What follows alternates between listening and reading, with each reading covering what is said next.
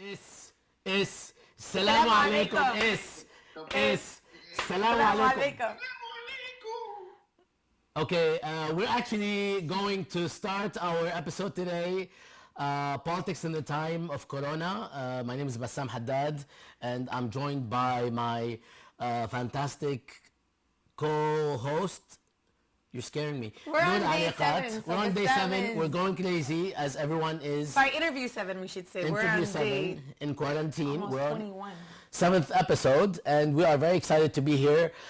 This is Status Al-Wada podcast, and we are joined by the lovely, the fantastic, the amazing, the eloquent, the sweet, and brilliant Adil Faraj Skandar from Vancouver. Hi.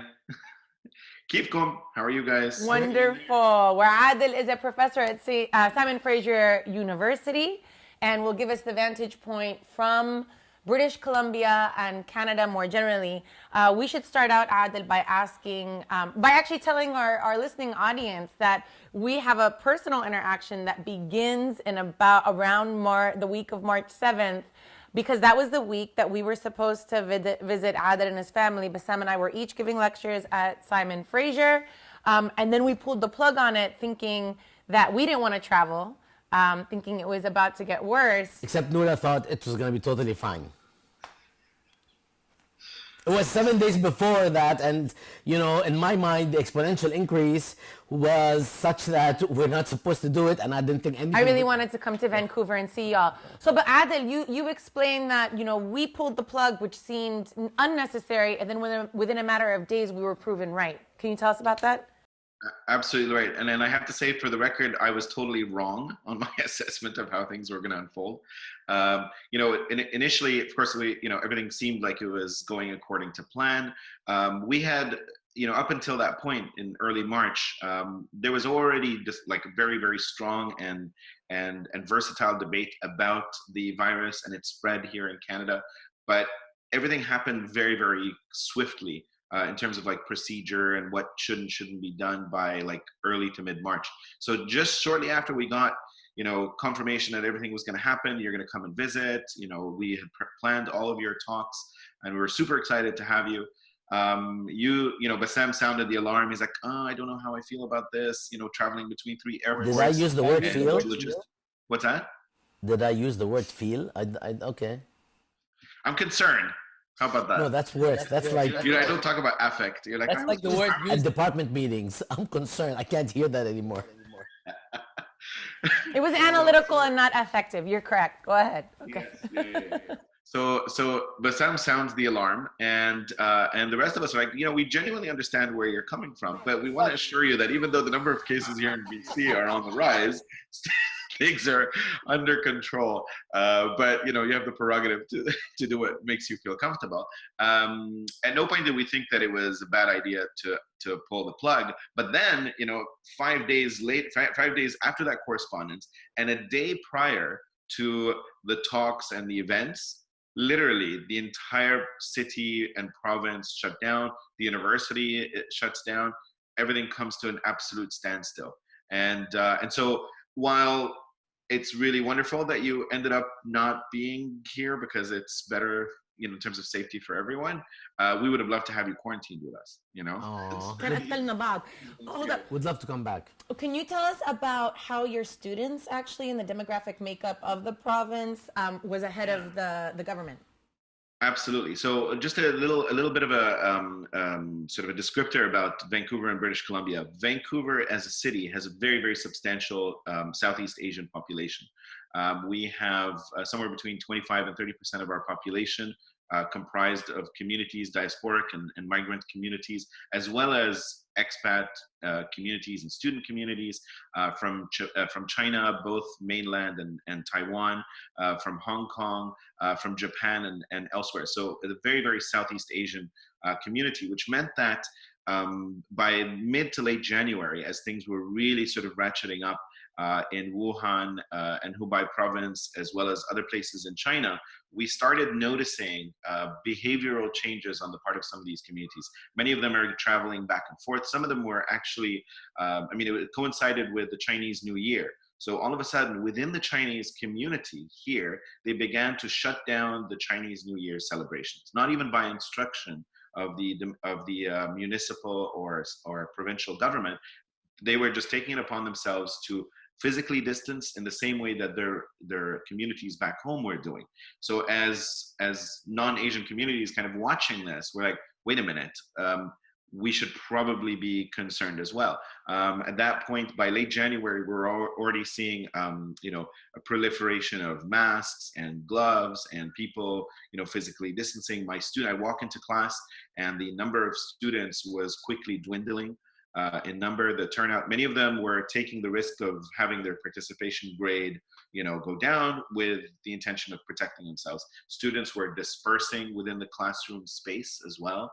So all types of things like that. And of course, I remember walking into class and trying to, and again, in retrospect, I wouldn't say it's bad judgment, but I was trying to kind of calm the panic and the anxiety that was being sort of produced and mass produced in many instances by the US press about Asia and Asian countries, So there was a lot of racism and discrimination and bigotry directed towards many Asian students and Asians at large because they were seen as somehow infected. It really became racialized very, very quickly.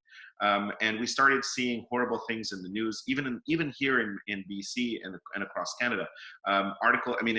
Donald Trump uses the word China virus frequently. We saw the term China virus used on the front page of a major Vancouver newspaper. Vancouver province, literally in large font, China virus arrives. Those types of things. But at the same time, it meant that the alarm was sounded much earlier. So at least as far as BC is concerned, we are the westernmost province in Canada. So given both, not just demographically, but in terms of geographic proximity to Asia, we have so many flights going back and forth between various cities in China every day. So the provincial health authorities began instituting procedures for monitoring and trying to contain the virus from very early on. And they were really communicating with Chinese authorities and Chinese Center for Disease Control. A lot of data that was in the BC media at the time, as early as mid to late January, was already reporting from the Chinese Center for Disease Control. This is what the virus is doing. This is how the aerosolization works. This is how long it lasts on surfaces. We were starting to get this information as early as late January. So it was around that time that we began to kind of feel like something needs to be done. And we started taking precautions, but also listening to what the government has to say. And the government was the lead in that regard. So for a substantial amount of time, there was, don't panic, take it easy. We've got this under control. We're monitoring the number of cases. We're isolating them. There's no reason to shut down, life as we know it. So we operated on that basis. And then it wasn't until the period just before you arrived that the switch was that's it. Khalas. Everybody go home. And even the university, there was a lot of resistance on the part of the administration at first at Simon Fraser University, we had a lot of resistance at first. Our students were basically, saying we're not comfortable going to class. Faculty members saying we're not comfortable going to committee meetings. And the university resisted until US universities began shutting down. When Berkeley and some of the Ivy League schools started shutting down, that's when it sent a signal to us that maybe this is acceptable procedure for a university, and they did. Adil, before we go on, we want to ask you later about Vancouver and British Columbia in particular, and of course Canada in general. But before that, we actually forgot to ask you about how you and your family are coping, because we got into the this interview with Hakim's Assalamu alaikum. Yeah. No, of course. Assalamu alaikum, back to you and your family. There is, honestly, I think we're managing well. We're hanging in there. We're going through is no different than anybody else. It's a transnational, transcultural, all-encompassing, holistic, crisis that affects everyone. We consider ourselves to be immensely privileged that we have everything that we need, under the same household. Many of our communities, from the Middle East and North Africa and various other countries that have been on the receiving end of the American kind of military industrial machine for years, have been subjugated in crazy ways, whether as refugees or displaced or living under siege, our families and our friends in Gaza and elsewhere. Really, we are faring extremely well. But many of us are carrying the traumas of the conflicts and the wars that we carried. And for a lot of people, myself included, the claustrophobia, the anxiety around what is happening or what may happen moving forward, not just around virus, but just the unpredictability can be deeply unsettling. But having said that, we are okay. We're well, we're taking care of ourselves. We're connecting with friends and family and loved ones, and that's the only way to kind of keep things going and to resist the idea of social distancing while maintaining physical distancing. That's great to hear. And the other reason we didn't ask is because I've been speaking with you, so apologies. So we would like to start this. Not only next, but we actually started already. We actually, No, I mean this next half. I was gonna say this next half, but we're actually. That was already a half. More than half, actually. More than half. I think Hakim's song took a good portion of this. So we would like to ask you to give us a broad overview of some data, because people hear about the United States, about some European countries, about East Asia, and so on, but we don't know much about Canada.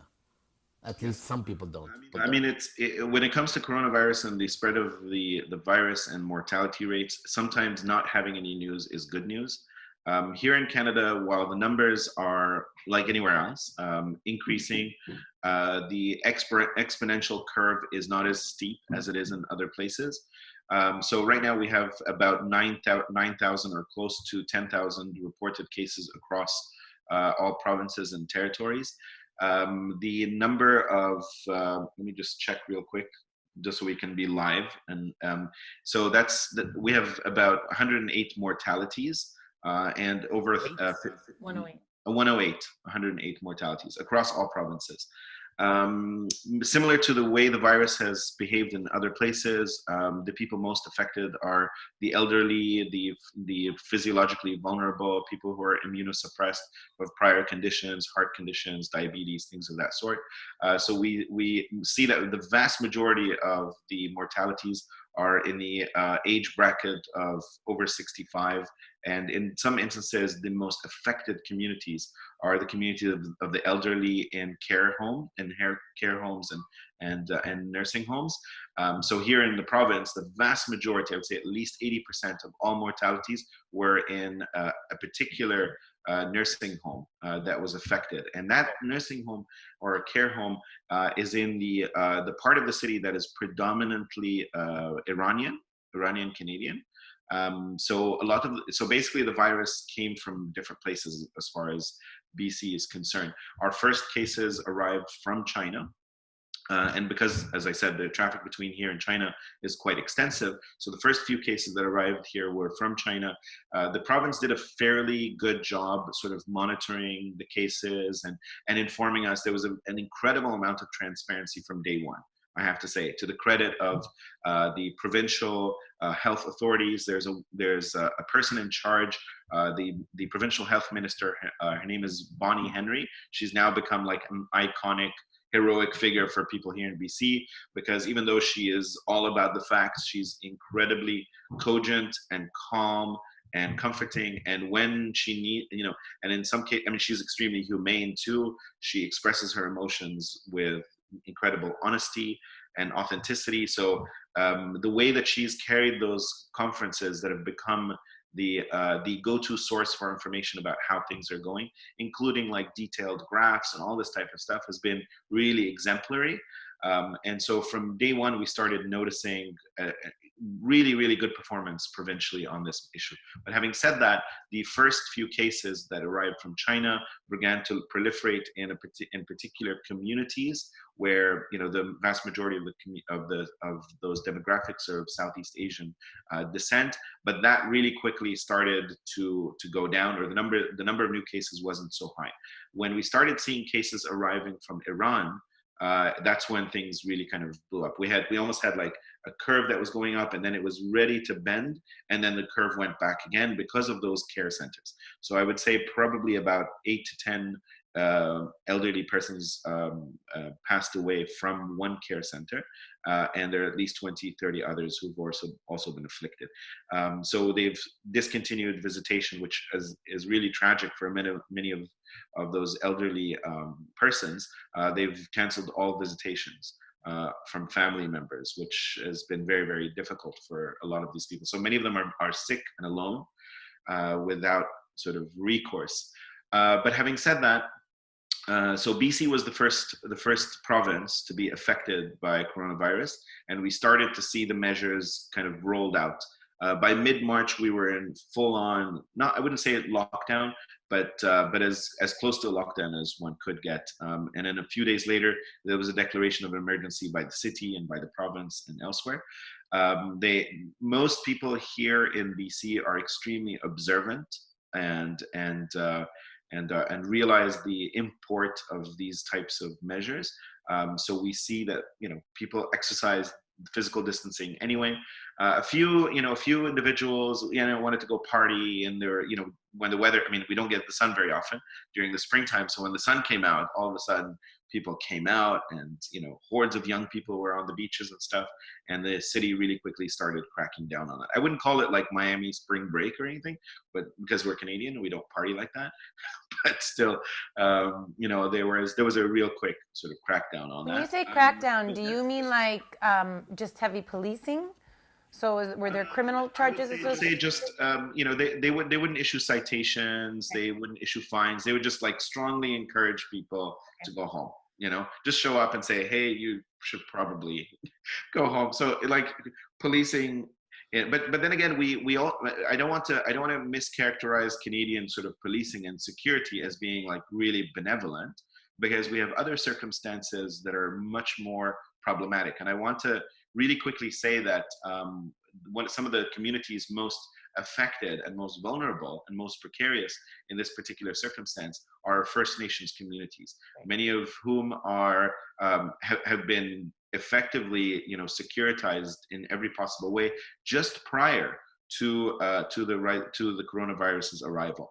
We have a real sort of significant standoff between oil companies that are trying to build a pipeline here in BC and First Nations communities, specifically the northern BC community of Wet'suwet'en.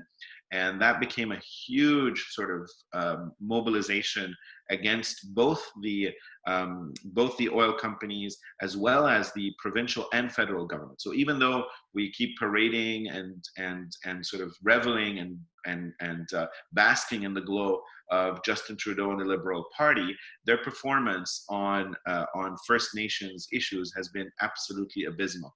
And they have, they've really championed an attack against the Wet'suwet'en people and forcible removal from campsites that are meant to, claim authority over territories that have been unceded and belong to them.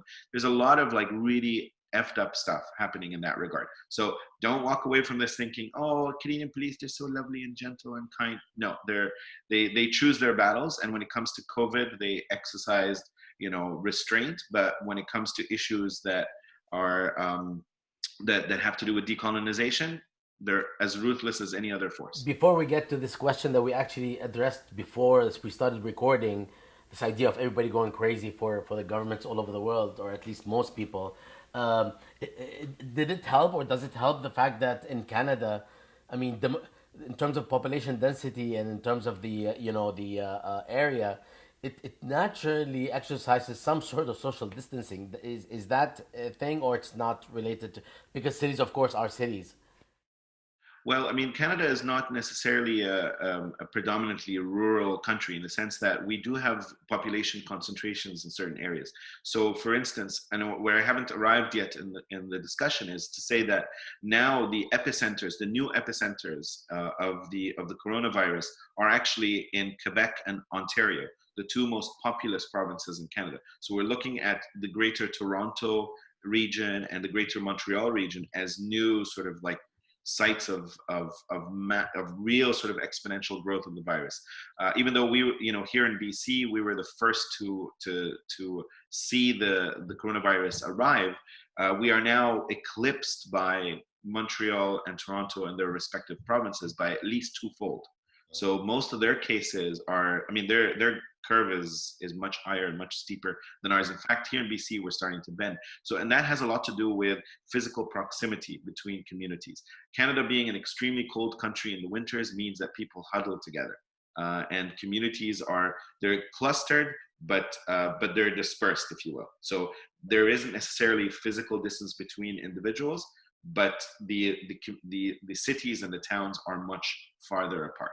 You guys don't spread out across the square miles equidistant. Yes, yeah, but still cluster. You wanted to say equidistance, right? I did say equidistant. Such a great word. I love it. You said equidistantly. Equidistant. You said equidistant. I said equal. Equidistance. You say I think that's why he was correct. Equidistant. What did I say? Equal works too. Whatever. Equal distance with equidistance. Oh, I thought you were even. عم باكل كتير كينوا هلا مشان الدايت. Quinoa distance. Adel, I think on the note of, you didn't connect them, but they have been connected, especially in the geographies that, we're thinking about, where the proclamation of state emergencies in order to expand police and state authority has been framed as a benevolent, as you've set up for us, this juxtaposition of the benevolence of the police, but what very clearly is exposed because of their violence towards First Nations, right? The consistent and Absolutely. Right, the uninterrupted violence towards First Nations. But this is something that we're seeing almost everywhere, right? Mm-hmm. Expansion of police powers for some sort of social good. There is concerns that, will we be able to roll back that authority of the state in the aftermath of this? Is it going to entrench itself? Which really brings up this global question, one that you pointed out, which was what it looks like right now to look at the United States from everywhere else, and what that reaction has meant, and even evaluating your own government's performance. Mm-hmm. I mean, I think we, here in Canada, the good thing is that our political sort of culture has precipitated a deep skepticism about not only, I mean, we're not concerned about big government as much as we are concerned about what this government does with these sort of powers that are bestowed on it. So, for instance, resistance against the policing of First Nations communities, I would say the solidarity movement that emerged a couple of months ago is one of the largest, most cross-cutting, mobilizations we've ever seen in Canadian history. We're talking about not just First Nations communities, but other communities in solidarity, blocking railroads across the country in support of a specific nation in a northern rural area in BC. And that type of cross nation and across community kind of solidarity is something that we haven't witnessed before. So that bids well for the skepticism and the concern that people have. I think for people here in Canada, there is the ability to compartmentalize between the performance of a government in some areas and not others. So Trudeau and his government, federally speaking, get really high marks on so many issues, but they get failing marks on dealing with First Nations communities, and also sort of turning their back on a climate, environmentalist agenda. They do really well on refugees and resettlement, but they do really horribly somewhere else. And I think that is where things might get kind of tricky moving forward. But there will be, I guarantee you, if the expansion of powers translates into the securitization of public life, the Canadian electorate will likely hold Trudeau and the Liberals and anybody else that comes to power on this issue. Where I'm mostly concerned, and I have to say this, I need to say this because it kind of bothers me, but we're starting to see among a lot of like migrant communities, including, I mean, I have to like out this stuff, right? But there is a resurgence of right-wing politics among Middle Eastern communities, diasporic communities in Canada. And a lot of this stuff comes from, their deep sort of not suspicion, but their deep concern about, the fiscal economic kind of issues and whether or not they're going to be taxed. Many of these people were staunch supporters of the Conservative Party and had a problem with both Trudeau and the socialist parties and everyone else because they wanted to be taxed less. They thought the healthcare system here is an abomination. A lot of them had kind of internalized the discourse that comes out of the US, many of whom became really staunch supporters of Trump and the minions that sort of mirror Trump's discourse here in Canada. Today, many of these communities continue to produce and reproduce this type of discourse, saying the reason why Canada is failing in its address of the coronavirus is because we haven't privatized our healthcare system. Not looking at, the clear and present evidence south of the border and how things have been abysmal elsewhere. Before we close, because we just like hit our close to our maximum time, the newly established maximum time. Shall we talk a little bit about this idea that we observe and witness heroes emerging in different cities all over the world? You've talked about your own heroes. People talk about the Dr. Fauci, Governor Cuomo as well in New York, despite some serious problems in his historical record. And then, of course, even in places in the Middle East, people are talking about different personalities. Is this a function of this like thirst for charisma or charismatic leadership in the absence of something of the sort, or is this something that, I mean, it's just happening everywhere. Everyone is touting a number of people about how they dealt with this, or maybe. Can I give you my opinion? Yeah. About it? So, I mean, I think it has to do with. Lula has a problematic look on her face, even though she brought it up before the meeting. I did not. She likes the way you put it. I didn't bring it up. I brought up heroes.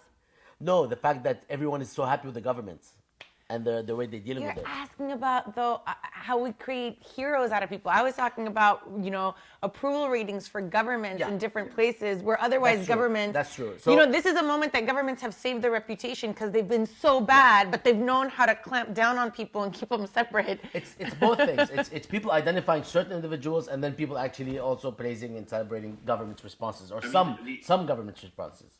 The ironic thing is that people are praising government for cracking down, which is the sort of counterintuitive. Like typically we're like, oh no, we have human rights, please no, don't infringe on our freedoms. And then it's like, oh please infringe. You didn't infringe enough, you suck. How can you possibly do that? Please whip me. Yes, right here now. And then, speaking of China and other places who have been actually quite severe in terms of applying discipline, that was we want to be like that, or at least some countries are saying that, not all. I mean, I don't know if you remember, but some of the early press about China and the government's response to Wuhan in the U.S. and Canadian and Western press was like, look, the authoritarianism, look how it's even more excessive. They're forcing people into their homes, and now we have to do the same thing. Network television. Governments are being commended. Network television is full of people yelling at everyone. Yeah. And non-network television. I'm not talking about more alternative news media. That how come we haven't imposed these severe restrictions yet? Not these as in the ones imposed in China, but there are many states in the United States, about 18 or so, that still haven't imposed any serious restrictions. With all due respect, though, I mean, given how complicated and the gray areas of clampdown and lockdown, scientists have told us to do this.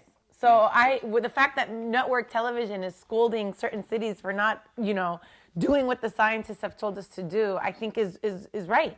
Yeah. I have no critique. Yeah, there's no critique there. It's a positive. If we let the scientists and the epidemiologists lead to try and control like the spread of the virus, then that becomes like an extraordinary circumstance. We have to know that this has like a temporal like finitude to it. That it needs to like end at some point. We can't have this be like a prolonged state of affairs. But hold on. And the most important thing, and I think here to point out that this isn't necessarily the reason that we're applauding governments is because they're doing precisely what we want them to do.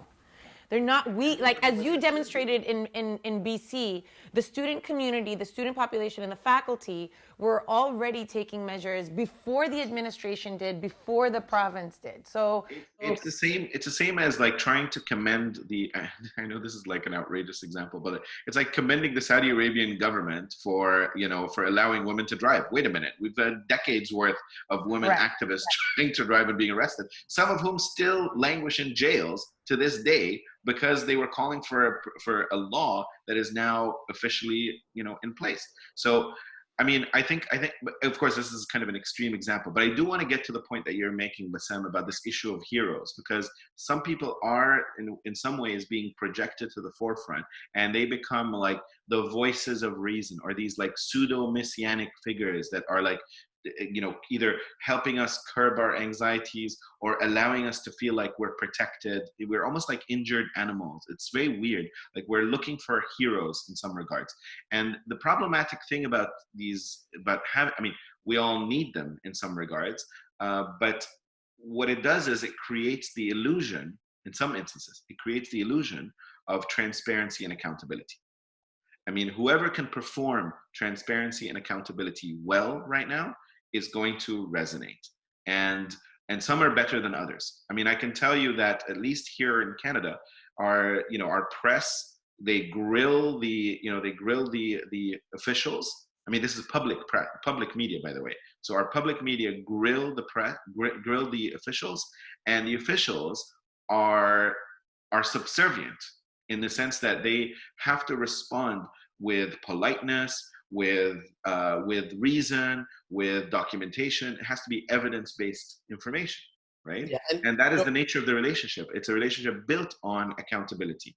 But in other places, there isn't a relationship built on accountability. Look at Jordan, for instance. It's not built on accountability. It's about heroism of officials and leaders. It is context specific. The idea here also is that in the United States, given the way, at least early on, until very recently, the way the White House and Trump dealt with this actually created a vacuum for other people to come in, step in, say a few things, whereby people are like, oh my God, this is the person who actually we would love to be, leading this country at this point, not what we have now, a person who is saying, or who was saying, that this is either a hoax or something that is not, not going to be with us for a long time, and so on and so forth. There's also the issue of the importance of understanding the role of government, the role of public policy, whereby a lot of people actually try to especially on the right, try to minimize the role of government until a moment like this, where the role of government needs to actually be extremely extensive and fast and efficient, which also requires preparations when there are no crises. So it also brings up a lot of things in those regards, whether it's about heroes, personalities, and the role of government and the public-private role divide. of government and economic systems. Is, I think, one of the greatest kind of shorthands for all of this is that for all of those who are celebrating capitalism, they fail to take into account that socialism saves it every few years. I mean, absolutely. Right? And so this is another moment where the facts on the ground are demonstrating that socialism isn't some sort of radical idea. It's an absolute basic necessity for public health and otherwise. Unfortunately, I mean, of course, this is not about instrumentalism, but I really think that, for instance, Bernie Sanders' message would have resonated a lot more had the timeline been actually a little bit different. I don't think... A little bit. I mean, you look at Trump's approval ratings. As shocking as it sounds, Trump's approval ratings are out the roof. So I think it's the Democratic Party to lead the populace in that regard. But I want to say something vis-a-vis Canada specifically in this issue of social. Like, a lot of people in Canada had started doubting the healthcare system and the way it operates, and they were buying into a lot of the propaganda coming out of the right-wing circles in the United States. This idea of like wait times and what have you, and the incapacitation of the system, or that we're being taxed too much, or we're never getting our money's worth. Today, what the Canadian government has done, and I have to commend them for doing this, because there are two ways. See, I fell into the trap. But hey, I called them out earlier. Remember, it's compartmentalization. So for instance, while there's a stimulus package now coming out from the Trump administration that's going to go to support the private sector major corporations to have them contribute to the fight against the coronavirus. Here in Canada, most of the money is going towards wage deferral, ensuring that people can pay rent. So the distribution of what looks like tens, if not hundreds of billions of dollars is going to go towards very, very small businesses, mom and pop kind of operations to keep them running, not going to the 3Ms and the Boeings and what have you, like to keep their operations running. So, I think that there is a difference in performance even when it comes to the way capitalism works. What we fear here in Canada is what all of us fear, is this disaster capitalism stuff, to use like Naomi Klein's description. Like here in Canada, we read Naomi Klein for fun, right? So disaster capitalism is something that we'd already kind of internalized. So as soon as this happened, we have people across Canada talking about the possibility that major corporations are going to come in and swoop up, whatever remains of the public sector in Canada. And I think to be on guard, if you will, to kind of confront that is it behooves us to really like prepare for it. In the United States, I don't know what we can do when the discourse is really about libertarianism as the solution to all problems. So, the problem is with the private sector. Let's make it even more private. You know what I mean? It's really strange. It's like you're throwing gasoline onto the fire, thinking that it's going to put it out. Absolutely, and I do feel, I said feel on camera. I do feel and think that, yeah, I know.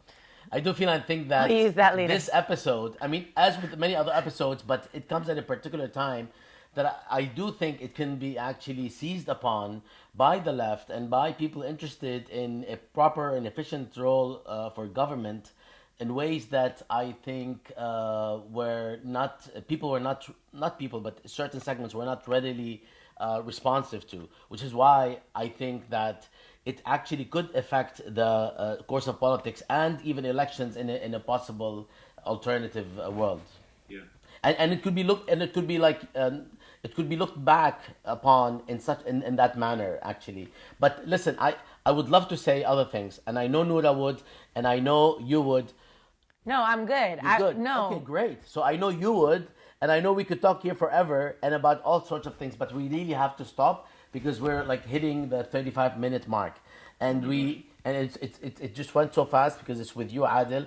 I just neglected to say that Adil is also a co-editor of Jadaliya. He is also a major force in Status Al-Wada podcast, which this is a part of. He is also the co-editor of the media page on Jadaliya and many more things. So it's also somewhat incestuous that you're part of all of these things, except that we called you seventh, not first, because we're trying to get to other. We're areas. performing neutrality. Yeah. See, of course. Underperforming nepotism. So Adil, love to the family and take care of yourselves. Appreciate it. Keep up the good work and hang in there.